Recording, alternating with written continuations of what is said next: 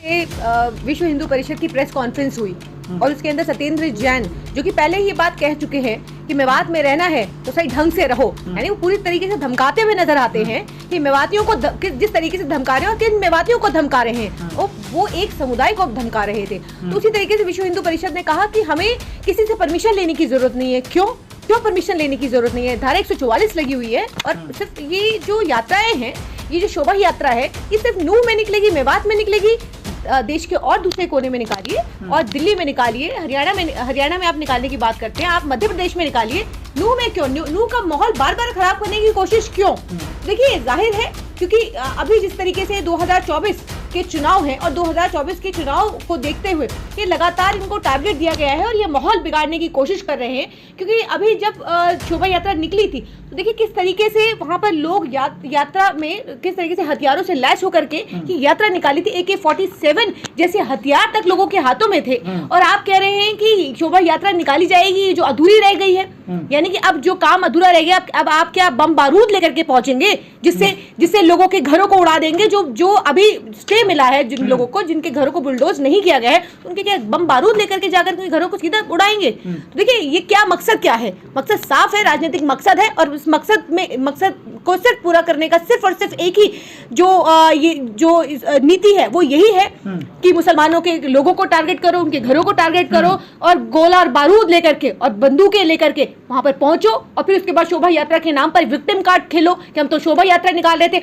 हजार की संख्या में। और फिर इस तरीके के छुटभैया नेता बिट्टू बजरंगी जैसे और छुटभैया नेता हैं जो इस यात्रा में पहुंचेंगे, हिंसा करेंगे, गाड़ियां जलाएंगे, शोरूम लूटेंगे और फिर कहेंगे हम तो धार्मिक यात्रा निकाल रहे थे और मुसलमान पत्थरबाजी कर रहा है। आखिरी अल्टीमेटम दिया जा रहा, आखिरी नहीं अल्टीमेटम दिया जा रहा कि आपने हमारी यात्रा को रोका, बाधाएं पहुंचाई, हम फिर से निकालेंगे। देखिए मुसलमानों को तो लगातार अल्टीमेटम दिया ही जा रहा है। आपने देखा कि किस तरीके से हरियाणा के कुरुक्षेत्र के अंदर पहले ये कहा जाता है, बड़ी बड़ी महापंचायतें हो रही है, कहा जा रहा है कि बाइकआउट करने की बात हो रही है, आर्थिक बहिष्कार की बात की जा रही है, कहा जा रहा है कि जिन्होंने अपनी दुकानें दी हुई है मुसलमानों को दुकानें वापस लें, घर किराए पे दिए हुए हैं वो वापस लिए जाए, दुकानें और किराए पे देने के अलावा जिन्होंने खरीद रखा है वहां पे घर, उनको भी वहां से बाइकआउट करने की बात हो रही है। हजारों लोग वहां से पलायन कर चुके हैं, लोगों के घरों पे ताले लगे हुए हैं। तो देखिए यहाँ पर सरकार किस तरीके से मूक दर्शक बनी हुई है। और आपको याद दिलाना चाहती हूँ कि इसी नूह के अंदर जो बुलडोजर को लेकर के लोग कोर्ट का दरवाजा खटखटाया था, उस जज साहब को भी इस केस से हटा दिया गया है। वहां पर कलाचंद्रन IPS ऑफिसर थी, तो उन्होंने भी बताया कि माहौल किस तरीके से बिगड़ा, वहां पर किस तरीके से हूटर बजाते हुए मोनू मानेसर और तमाम जो बजरंग दल के लोग हैं वहां पर पहुंचे थे। और फिर उसके बाद क्या हुआ था? उसके बाद वहां पर हिंसा भड़काई गई, एक समुदाय को टारगेट किया गया। देखिए ये तो हम चलन देखते रहे हैं कि मस्जिद के बाहर, मदरसे के बाहर जाकर के जय श्री राम के नारे लगाना, डीजे बजाना और फिर उसके बाद उससे भी बात नहीं बनती है। तो देखिए अभी हाल फिलहाल में किस तरीके से एक मंदिर के अंदर किस तरीके से एक मीट फेंका गया ताकि हिंसा भड़के। तो ये कोशिश जो है, ये कोशिश लगातार होती रहेगी क्योंकि जब तक भाजपा का सफाया नहीं होने वाला 2024 तक, तब तक ये आपको इस तरीके के ट्रेलर देखने को मिलते रहेंगे। नूह को टारगेट किया गया है, नूह के लोगों को टारगेट किया गया है, लोग पलायन कर रहे हैं, पलायन करने पर मजबूर है, लेकिन देश के प्रधानमंत्री के मुंह से एक शब्द नहीं निकलता है। और उसके बाद कलाचंद्रन जैसी IPS ऑफिसर जब इस हिंसा को रोकने की कोशिश करती हैं तो उनका तबादला कर दिया जाता है। प्रभाकर चौधरी जैसे जो पुलिस ऑफिसर हैं, जब बरेली की हिंसा को रोकने का काम करते तो उनका तबादला कर दिया जाता है। तो देखिए ये क्यों तबादले हो रहे हैं? अगर कोई ऑफिसर अपनी ठीक तरीके से ड्यूटी करता है, ठीक तरीके से काम करता है, तो फिर उसके फौरन तबादले करके, क्योंकि ऐसे ऑफिसर्स को लाया जा रहा है जो कि हिंसा करे। और आपने देखा कि बजरंग दल के गुंडों के साथ किस तरीके से पुलिस खड़े होकर के हिंसा करवा रही थी। और फिर उसके बाद आप उस सरकार से उम्मीद करते हैं जो ये कहती है कि हर किसी को पुलिस प्रोटेक्शन नहीं दी जा सकती। तो खट्टर सरकार का तो साफ कहना है, मोनू मानेसर गोद में जाकर के बैठा हुआ है, उसकी गिरफ्तारी नहीं होती है, हजारों लोगों को वो इंटरव्यू देता है, अपने सोशल मीडिया प्लेटफॉर्म से वो वीडियो रिलीज करता है, लेकिन मोनू मानेसर पुलिस को नहीं मिलता है। तो देखिए ये जो चल रहा है हरियाणा मेवात के अंदर, नूह के अंदर, लगातार मुसलमानों को खत्म करने की कोशिश की जा रही है क्योंकि आर्थिक चोट तो दे चुके हैं, लेकिन लगातार उनको चाहते हैं कि वो बिल्कुल बेघर हो जाएं, वहां से लोग पलायन कर ले, वहां से उनका नाम और निशान मिटाने की कोशिश है। तो देखिए इस तरीके की कोशिश सरकार कर रही है। इसका सीरियस जिम्मेदार जो है मैं सरकार को ठहराना चाहूंगी क्योंकि मकसद सिर्फ और सिर्फ 2024 है। 2024 के तहत क्योंकि दंगा भड़केगा, लगातार TRP मिलेगी मेन स्ट्रीम मीडिया को, लगातार नूह मेवात चलेगा, कौन जिम्मेदार कौन नहीं जिम्मेदार, मुसलमानों को जिम्मेदार ठहरा करके और सिर्फ उनके घरों को बुलडोज किया जाएगा और फिर उसके बाद ये बताया जाएगा, और उससे भी बात नहीं बनी तो कहा जाएगा कि हिंदू खतरे में है और हिंदू राष्ट्र बनाने के लिए ये कोशिश की जा रही है। तो जैसे कि हम देखते ही रहे हैं कि लगातार हजारों बाबाओं के द्वारा ये कहा जा रहा है हम हिंदू राष्ट्र बना रहे हैं, लोगों की लिंचिंग की, जय श्री राम, देश के गद्दारों को गोली मारो सालों को जैसे नारे जो है वो देशभक्ति का सबूत दे रहे हैं। मुसलमानों को जबरन जय श्री राम के नाम पर मजबूर किया जा रहा है, उनकी हत्याएं की जा रही है, उनकी लिंचिंग की जा रही है,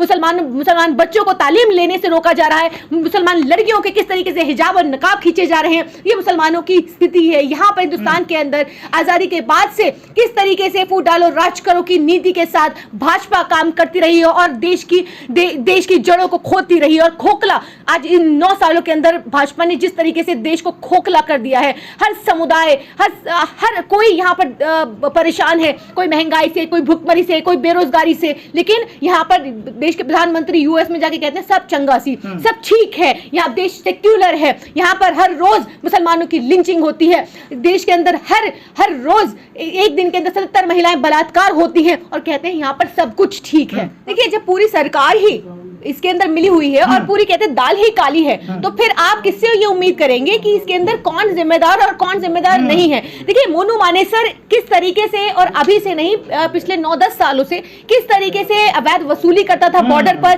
किस तरीके से पुलिस के साथ मिल करके लोगों की लिंचिंग करता था, लोगों को मारता पीटता था, तो ये कौन कर रहा था? ये मोनू मानेसर किसके कहने पर करता था, किसका संरक्षण था? जाहिर सी बात है बजरंग दल हो, आरएसएस हो, वीएचपी हो या तमाम ये जो विश्व हिंदू परिषद हो, ये तमाम दल बिना भाजपा के समर्थन के,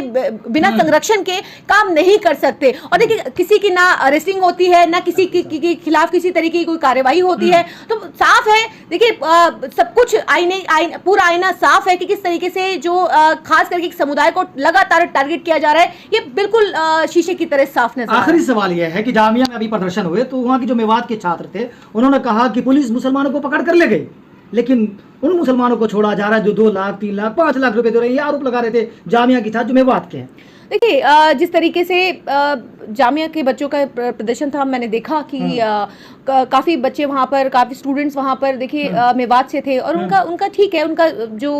आरोप था पुलिस पर भी, और वहाँ पर क्योंकि वसूली तो की जा रही है, इसमें कोई दो राय नहीं है कि जिस तरीके से वो अब लोगों से वसूली कर रहे हैं, लड़कों को लगातार उठाया जा रहा है, अरेस्टिंग की जा रही है, कोई घर में बैठा है, कोई कहीं पर है, कोई कहीं पर है, उसकी अरेस्टिंग कर ली जाती है और उसके बाद उसके पूरे परिवार को परेशान किया जाता है, पूरा परिवार इसके अंदर परेशान रहता है। उससे कहा जाता है कि 2 लाख लाओ, 4 लाख लाओ, 5 लाख लाओ, पैसा लेकर के अगर किसी को किसी केस में अगर आपको डिटेन भी अगर आप किया है तो बिना पैसे के पुलिस नहीं छोड़ रही है, पूरा परिवार सफर करता है। तो जाहिर है उनका विरोध जो है था वो विरोध नूह में जो ये हिंसा हुई उसके खिलाफ भी था। विश्व हिंदू परिषद का ये अल्टीमेटम है और फिर ये कहा जा रहा है कि हम शोभा यात्रा निकालेंगे, यानी कि एक चैलेंज है, एक अल्टीमेटम है नूह के लोगों को भी, मेवात के लोगों को भी, और फिर उसके बाद कि हम बड़ी मेजॉरिटी हैं और हम मेजॉरिटी जो है हम किसी को कुछ नहीं समझते, इंसानियत कुछ नहीं है हमारे आगे, हम जिसको चाहेंगे कुछ लेंगे क्योंकि सरकार हमारे साथ है। सीधा सीधा इसका मतलब यही है। चलिए बहुत शुक्रिया।